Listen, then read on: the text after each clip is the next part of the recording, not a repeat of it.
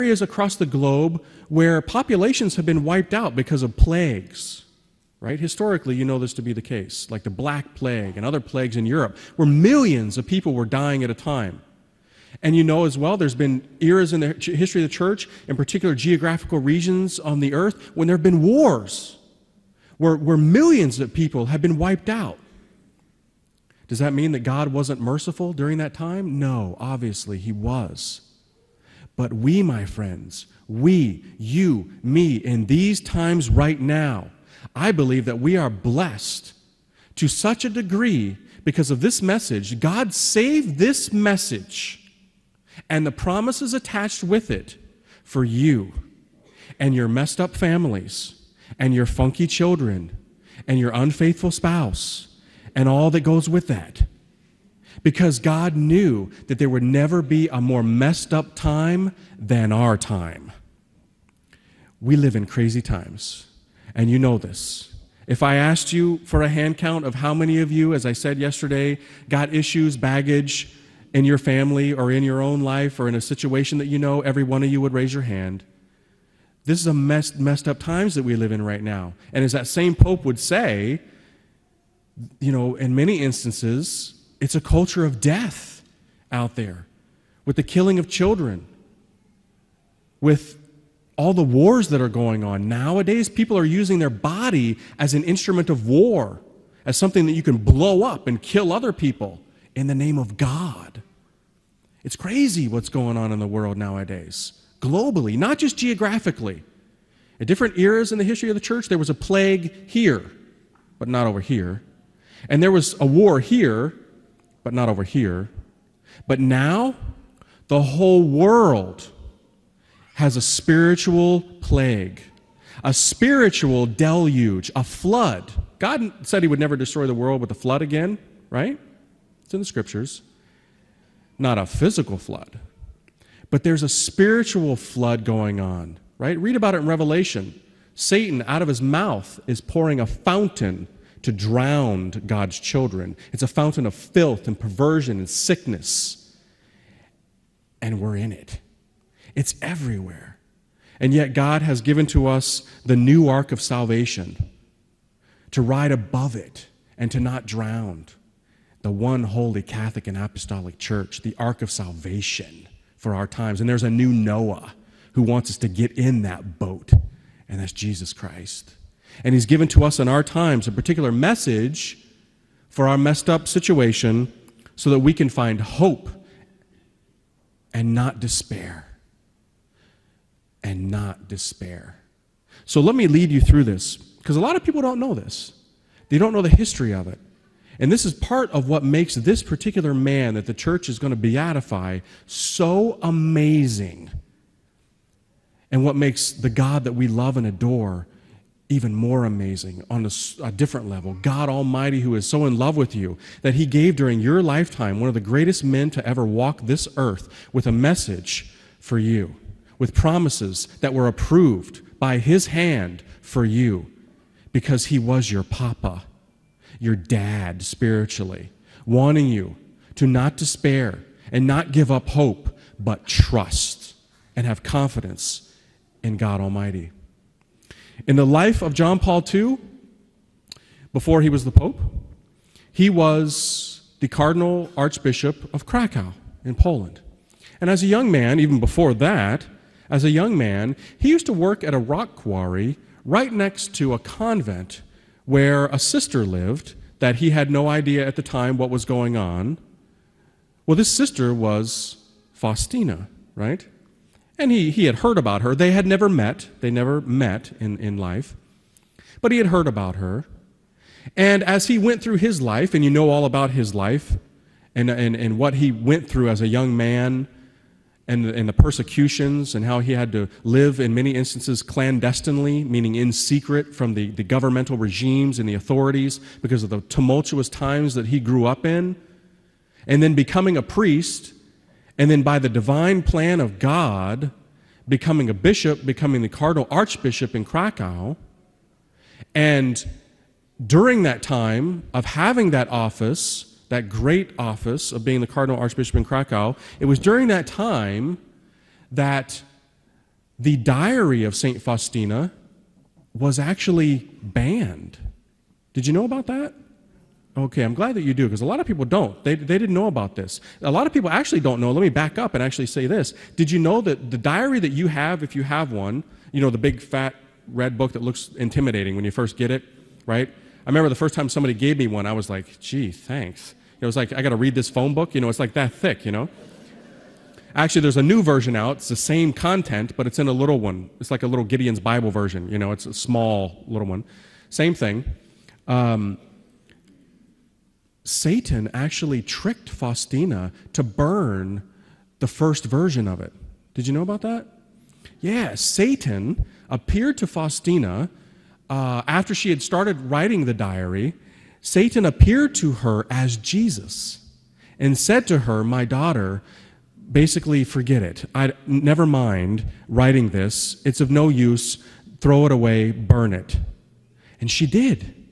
She threw it into the fire, and it was gone.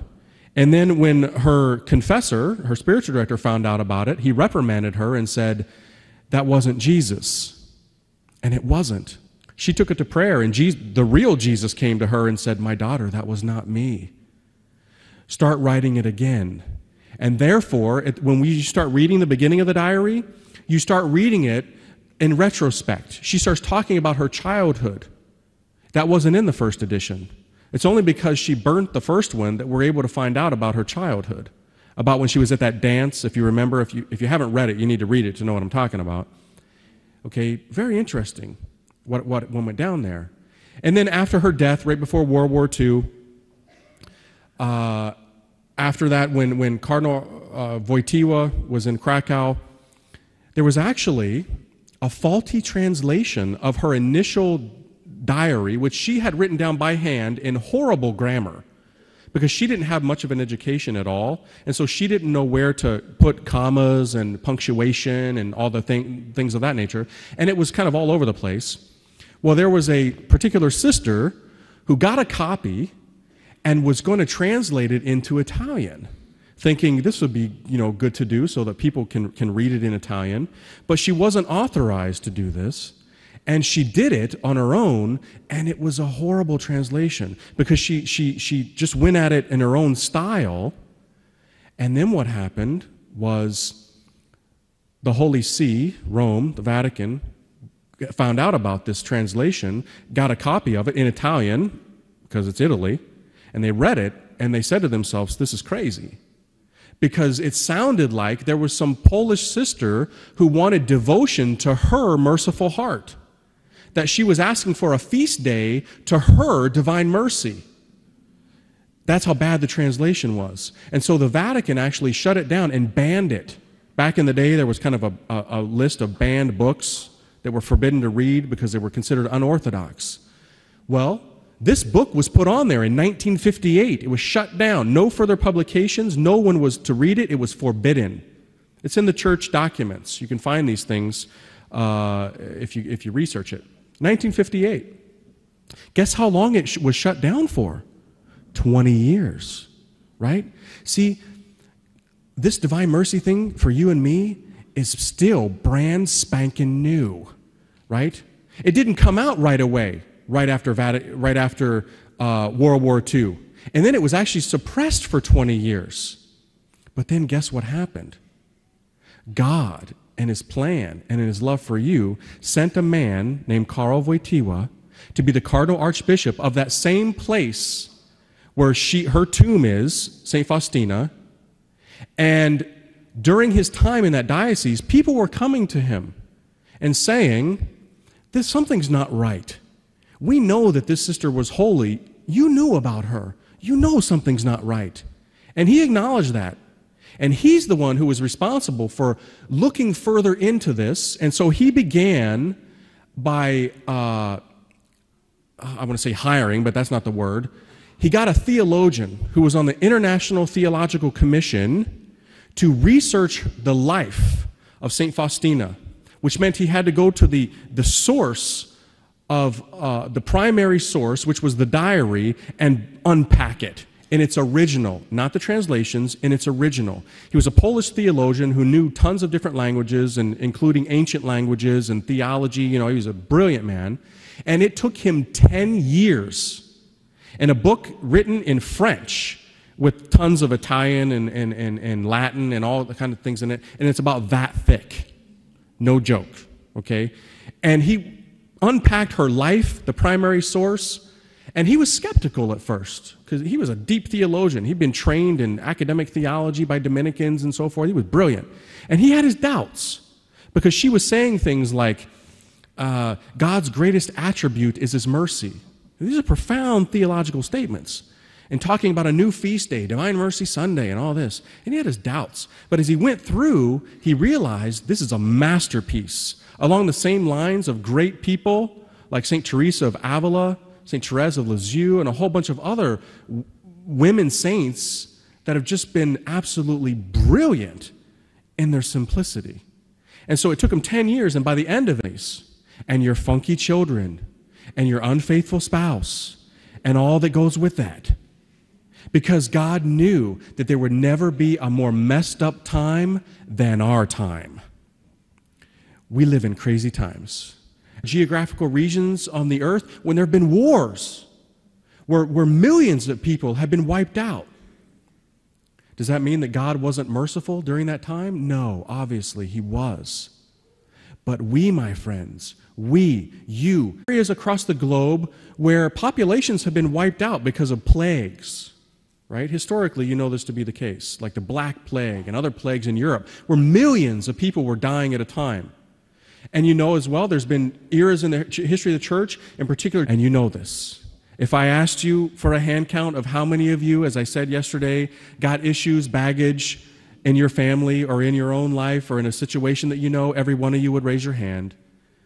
This is a messed up times that we live in right now. In these times right now, I believe that we are blessed to such a degree because of this message. God saved this message and the promises attached with it for you and your messed up family.